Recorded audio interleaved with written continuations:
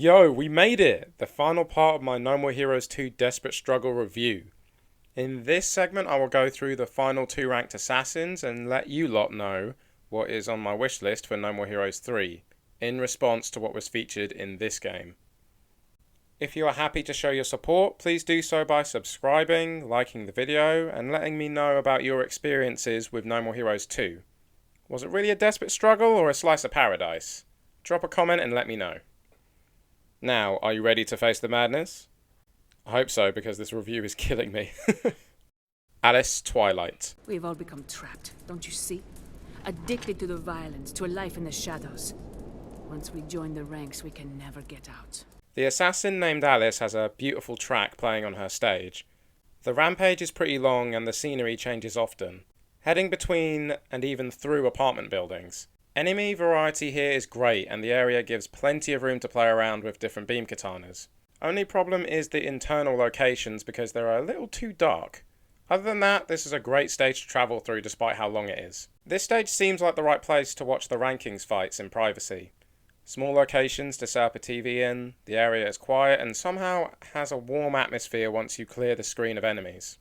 Now, fighting Alice was a long time coming for me on my first playthrough. This was due to her appearing in the No More Heroes 2 teaser trailer. I had a vague memory of her hairstyle when she first appeared in her cutscene. But once she started rising from the ground, I knew shit was going to go down.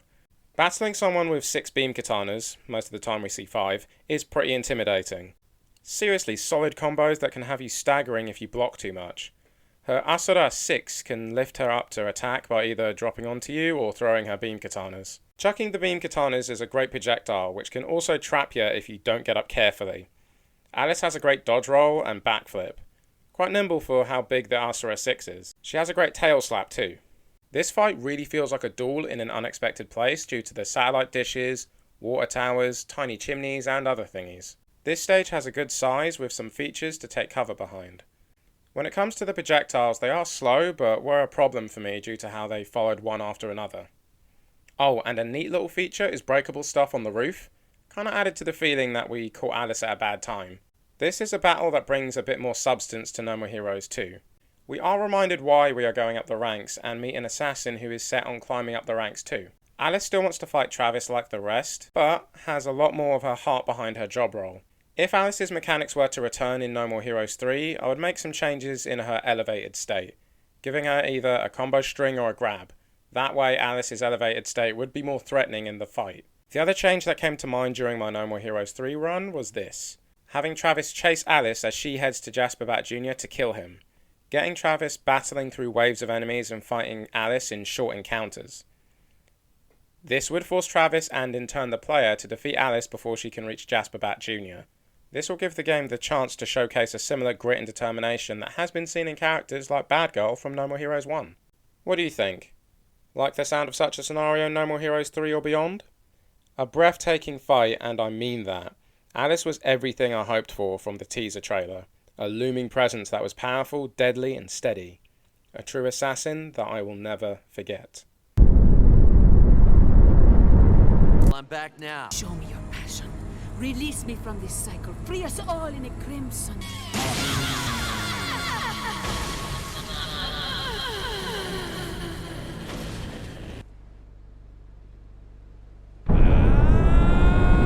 Jasper Bat Jr. Travis! Took you long enough! The final stage feels right to rampage upward. Nice and bright with plenty of crap to slash. We start with a full ecstasy gauge because Downward Dog can do all sorts of things. Groups of enemies come in good clusters in what is the longest stage. This stage has amazing tracks as well, especially the wonderful throwback to the No More Heroes 1 theme. We get plenty of playtime and space and oh boy I do love it. Like a warm chocolate fudge cake with plenty of layers and ice cream on the side. Fighting Jasper Bat Jr. in several forms will forever have me bitter, passionate and divided. Bat's first form is pretty simple. His Sonic R looking ass throws little bat bots out that either shoot several lasers that waggle around, or shoot one big beam that traces along the floor towards Travis. Both moves can easily be countered by hiding under Bat. What was really neat and handy is that Bat can be hit by the big laser too. Bat also has a car tackle that can give you the chance to stun Bat and deal massive damage if you clash with him. I like the little gauge that appears during the clash. I wish all bosses had this. Overall, the first form is pretty easy. The reason? False sense of security.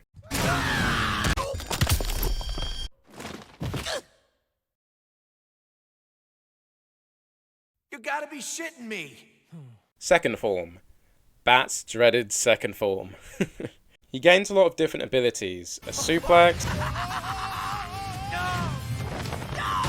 a 3-punch combo, a teleport, bat vision, a big beefy punch, a hurricane punch, and finally a deadly hurricane 3-punch combo which teleports around you. All of the big punches can also launch you out the window for an instant death, so do what you can to stay away from the skyline. Bat is pretty fun until the teleporting hurricane punches come out. Pretty stressful, but getting launched out a window feels like a sudden cheap way to die, when we consider how tricky the hurricane punches are to avoid. The tension for this rank 1 assassin is here, and oh boy is it here. Jasper can approach and back up so quickly and seriously hits hard. One good workaround which sort of goes against beam katana options in a boss fight is to solely use Penopy. Hope you have good timing. That's the only tip I can give as of this review.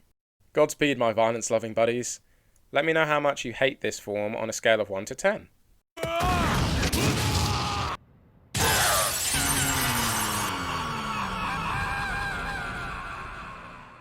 And that's a wrap. No, not yet. Now that's hideous. Rich assassins pull the craziest shit.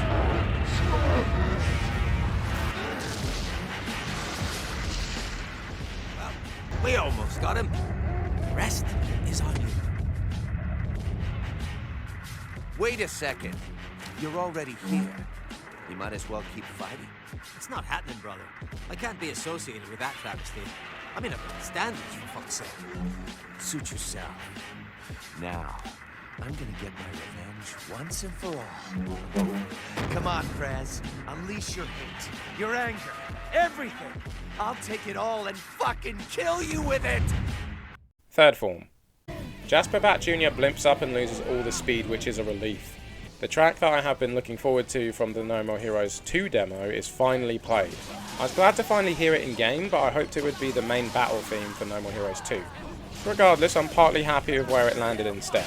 Fighting Jasper Blimp Jr. gives you a chance to switch your brain off and mash away most of the time. JBJ has a big ground slap, a hook punch, and a mouth laser Travis can clash with and hurl back, and man, that is satisfying.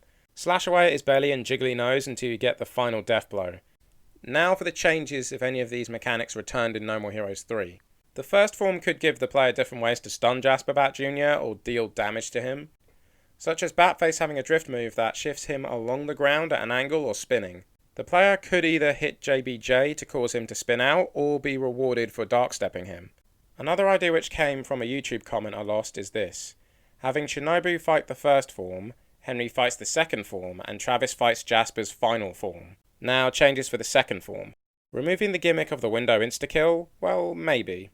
Adding a delay between his teleport and when he attacks. Having JBJ wait for you to get up, throw TVs, desks and other parts of his office at you to clash with. This can symbolise Jasper Bat Jr.'s own self-destruction in pursuit of revenge. Third form changes. Travis could spawn a Spirit Tiger once his ecstasy gauge is full. The said gauge fills more easily too. Giving JBJ a chop that Travis can clash with. I've really got to calm down with the clashes suggestions. Or the very simple answer, let Travis fight Jasper Bat Jr. with Glastonbury. Funny enough, this was planned for the game originally, but was cut due to limited time. Go! Yeah!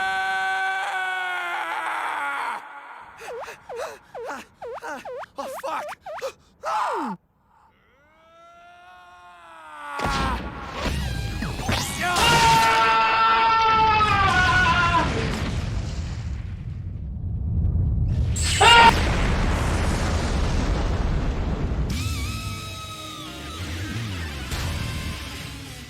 Woohoo! And that is all the assassins. Much longer than before, since I was a bit more thorough this time round.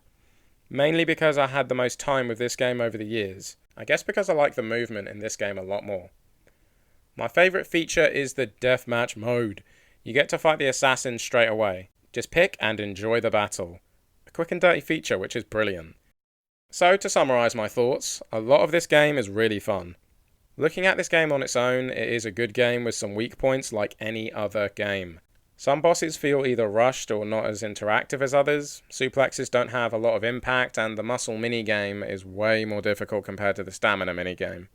The side jobs vary greatly and offer their own individual gameplay styles and challenges.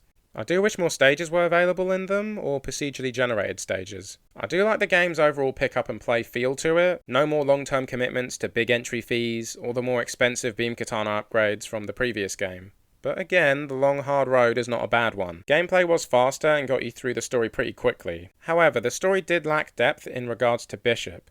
I had no context or feelings to go on. I wanted to know why Travis was shocked enough to yell his best friend's name. Bits of their history, hangouts, interests, dislikes, disagreements. Even a flashback about them discussing movies would have been more than enough with the right amount of back and forth. Now, it goes without saying, but the soundtrack really bops. It's one of the many reasons why I keep coming back to this game so much. Turns out a lot of the tracks from No More Heroes 1 Dark Side album were used for this game. The new tracks came from a lot of different genres too, making this game a wonderful mixture of tones and themes which really bumped up the value for me. Right, onto my simplified wish list for why I hope appears in No More Heroes 3. Just a few things. A death blow draw move. Travis puts his beam katana away. Enemies don't attack unless they have already noticed him. He draws his beam katana and slashes an attacking enemy at the last second.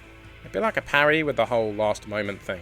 Balancing Jasper Bat Jr.'s second form and Ryuji's motorcycle segment, so all their combat phases are enjoyable. Giving more reason to manage different beam katana batteries, such as combos that really drain the battery when blocked. An option for Japanese voice acting. See the Motel merch more closely. Have an open world map. Reduce Naomi's bust size. More challenging enemy behaviour, an option to pocket dark side modes when earned and release in our own time. Raspberry chocolate fudge cake as a dark side mode. It's a suplex focused dark side mode, I mentioned it in my No More Heroes 1 review. A complete story with layers, having suplexes kinda to walls and really slam. Having assassins that challenge the player to use more of their movement and combat options. Don't make your player fight a room. A combo list that shows us how to get the suplex we want. Make it possible for the player to choose the suplex they want. Have non-lethal suplexes available again. Keep the mechanics of the ecstasy gauge because it's fun. Have K-entertainment missions or a similar option to kick some ass outside the main story. Bring back Sylvia's phone calls and the Garden of Madness phrase. Have Ryan as a playable character. Make the task of buffing Travis either fun or passive. A discount at Airport 51. Travis yelling his dark side mode names like the otaku he is. And finally, stay true to the wonderful wackiness that is No More Heroes. Oh, and let us pilot Glastonbury again. That would be pretty hype if that white giant was in a space battle or something. And that's my wish list for what I hope turns up in No More Heroes 3 when it comes to No More Heroes 2 stuff. If not in 3, then maybe in future games. No More Heroes 2 Desperate Struggle is the first game that got me aware of how a direct sequel can impact the gaming experience. When I got this game, I was a teenager and super hyped for the sequel of my first Nintendo Wii game. Having a variety of environments and seeing an overworld map was fantastic. It gave me a sense of where I was in Santa Destroy and a bit beyond. And that just reminded me of the map in the motel room from No More Heroes 1. Some fans see this as a bit of a breakaway from what came before. And I'm with them. Not a bad thing since games in a series change in some of their fundamentals. Final Fantasy is a great example. Initially turn-based and nowadays, as of this video, is more action-orientated. Since Suda51 does wish to have as many No More Heroes games as Final Fantasy games, who knows how the hardcore assassin will change. With sharper controls and an experience that lacks in some aspects, No More Heroes 2 is much better than nothing at all. Opting to give more meaning in the stages, such as making the player tired of fighting at some points to unconsciously relate to Travis. It's an artsy move that directly impacts the main gameplay experience. Unlike No More Heroes 1, which did something similar with the stages, side jobs, and the entry fees. Overall, I still love this game. If it sounds like I hate it because of the points and complaints, nope. You can love a game and still recognise its shortcomings. Games are a creative art form. Creative people like constructive feedback, so I believe in appraising things that I do and don't enjoy. It helps me understand my expectations, likes, and dislikes, ultimately giving me the opportunity to keep learning. Hopefully you do so too. While we wait for No More Heroes 3 to arrive, the best we can do is revisit the no fuckhead zones, find out what moe really means, feel true ecstasy with Downward Fucking Dog, and kill that bat bastard.